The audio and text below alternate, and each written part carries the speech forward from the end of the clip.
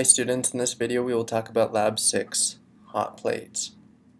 Before we get started, let's note that to correctly compute the heating of the hot plate, you must use two two-dimensional arrays. If you don't follow this guideline, you will not be able to compute the correct values in your project. Okay, so let's get started with part 1, initializing and printing the 2D array. Based on the instructions given right here, we know that the leftmost and the rightmost columns of our array need to be fixed at 0, and this will be throughout the whole process. These numbers will never change. On top of that, the top row and the bottom row also need to be fixed at 100, except for these corners, which are 0. Okay? And these boundary values are going to stay the same throughout the whole process. Make sure that you do not change these at any point. So once you've initialized your 20 by 20 array, you need to print it out to the console. Okay, your formatting should be similar to this one given the example, but instead of these huge gaps of white space in between all the values, you should only have a single space. Okay, so let's talk about part 2. Update the elements once. This is really the tricky part of Lab 6. The job of the algorithm is to find the steady state temperature distribution of the interior elements which are constantly changing to become the average of the temperature of their neighbors. Steady state means that the temperature of any cell is virtually unchanging and approximately equal to the average of the temperatures of its 4 neighbors on the north, south, east, and west directions. Note that the steady state temperatures will be the same regardless of what the beginning temperatures are for the interior elements. Okay, so what that means is as you go through the array, each index, as long as it's not a boundary, is going to be changing. It's going to be heated up. So we see here in this picture that this value is being computed based on the value of its neighbors. So to compute the new value right here, we would say 100 plus 45.2 plus 34 plus 66.3. We divide that by 4 and we'd get the new value for this location. Okay. We'll do a more detailed description of how to compute this. Okay, just remember that you need to be able to use 2 arrays to compute this value. Okay. And that note right here on Learning Suite kind of reiterates that. Make sure to work on the 2 two-dimensional arrays, one of which has the temperatures from the last iteration and the other containing the new average temperatures. Okay, for the next iteration, the new average temperatures become the input temperatures.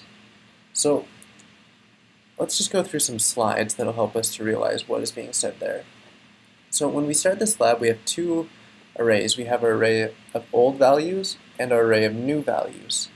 Okay, both have been initialized with zeros on the leftmost and the rightmost columns, 100s on the top and bottom rows, and then we see these middle values. Just for these slides, I've bolded the boundaries so that we know, hey, these are the boundaries, let's not change those. So as we go through this algorithm, I'll kind of step you through it. We see these values in red right here, and these are the only values that are going to change in the hot plate. Remember that your hot plate will be 20 by 20. This one's only 4 by 4 for example purposes. So once again, these numbers in red are the numbers that will be changing and will be updated. Okay, so let's get started and let's find this first value that was in red previously, the 0.0. To be able to calculate its new value, or to be able to calculate the value that the new value array will take on in that location, we need to add up the values of its neighbors. Okay, and these neighbors are going to be the values adjacent to this one in the old array. Okay, so same coordinates, we just want to go below it, to the left of it, to the right of it, on top of it. We want to add those 4 numbers and then divide by 4. So we see now that this value is going to be computed to 25. So this value on the metal plate will heat up to 25. Okay? And right here at the bottom it says max difference is equal to 25.0. We'll talk about that a little bit later. So now we need to go calculate the value to the right of this 25 that we just computed. And it's going to be the same process. To be able to compute it, we want to take the values of its neighbors and then average those. So this should also come out to 25. Okay? And then same thing right here. and right here. Okay, so let's talk about this max difference now. Right here we can see in part 3 that you should continue to iterate until no cell in the array changes more than 0.1 degree, calculating the temperature for all interior cells on each iteration. Your program should monitor the largest change for any cell in the array in order to determine when to stop iterating. So it's kind of hard to see here because the max difference, or the change between the new array and the old array at each location, was 25. However, your values will be a little bit different with the 20 by 20 array. What we're saying is we want you to go through and keep track of how much each value changes from the old array to the new array. We want you to keep track of the largest value, and we want you to keep updating your values until the biggest value is no larger than 0.1. Okay, so now in this slide we've moved on to the next iteration. Okay, was max difference less than or equal to 0.1? It was not. So then we have to copy these new values that we just finished computing into the old values, and we're going to start again. Okay, so we're going to start again, and this 25, or this block of 25s, is going to have to be recomputed using the process that we've already shown. So that's part 3. Continue to iterate until no cell in the array changes more than 0.1. So until the max difference is no greater than 0.1.